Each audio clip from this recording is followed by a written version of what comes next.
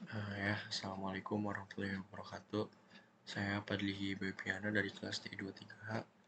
Di sini saya akan mereview materi yang berjudul Pertimbangan Desain dan Ekonomi pada Proses Pemesinan. Jadi, pertimbangan desain dan ekonomi dalam proses pemesinan ini sangat penting ya untuk memastikan efisiensi, efektivitas, dan keberlanjutan dalam produksi. Yang dimana mengintegrasikan pertimbangan desain dan ekonomi dalam proses pemesinan sangat penting untuk mencapai efisiensi efektivitas dalam produksi karena untuk memenuhi kebutuhan pasar dengan yang lebih baik. Nah, di sini ada 5 proses. Yang pertama ada machinability atau kemampuan proses. Yang kedua tolerance atau toleransi. Yang ketiga ada surface finish atau kehalusan permukaan. Yang keempat ductile atau ulet. Yang kelima strength atau kekerasan. Nah, yang pertama itu ada kemampuan proses. Dari definisinya sendiri ini kemampuan proses itu adalah ukuran kemudahan suatu material, terutama logam, untuk dipotong dan dibentuk menggunakan alat pemotong. Lalu apa sih pentingnya machinability ini atau kemampuan proses ini?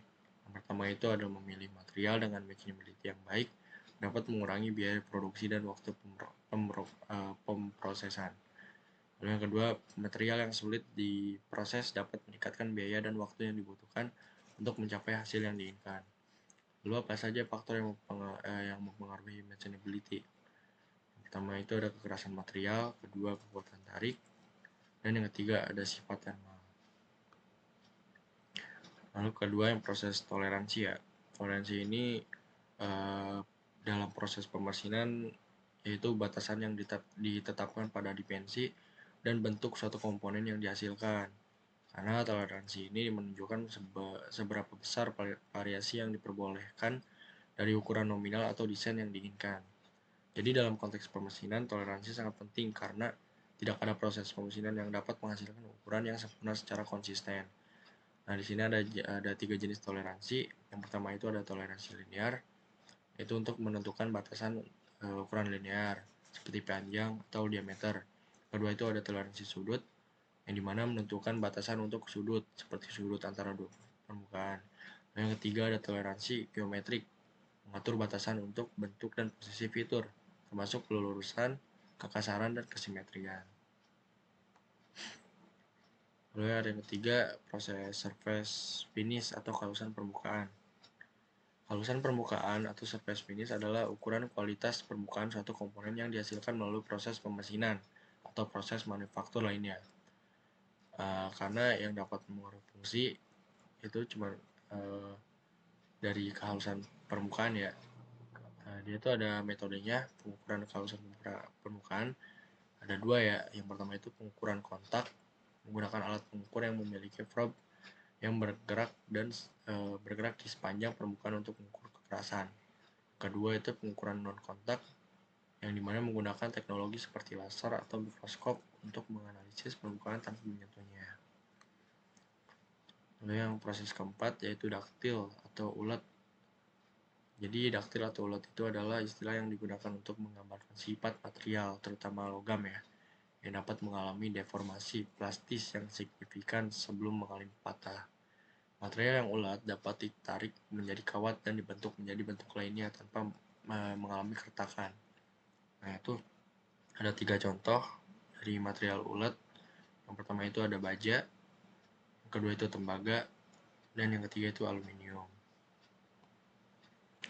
Dan yang terakhir itu ada strength atau kekuatan ya. Strength atau kekuatan itu istilah yang digunakan untuk menggambarkan kemampuan suatu material untuk menahan beban atau tekanan tanpa mengalami deformasi permanen atau patah. Jadi ada jenis-jenis kekuatan atau strength itu ada 5. Yang pertama itu kekuatan tarik atau tensile strength. Yang kedua itu kekuatan tekan atau compressive strength. Yang ketiga itu kekuatan geser atau shear strength. Yang keempat itu kekuatan bending atau flexural strength. Dan yang kelima itu adalah kekuatan bending juga ya. Ada 2 jadinya.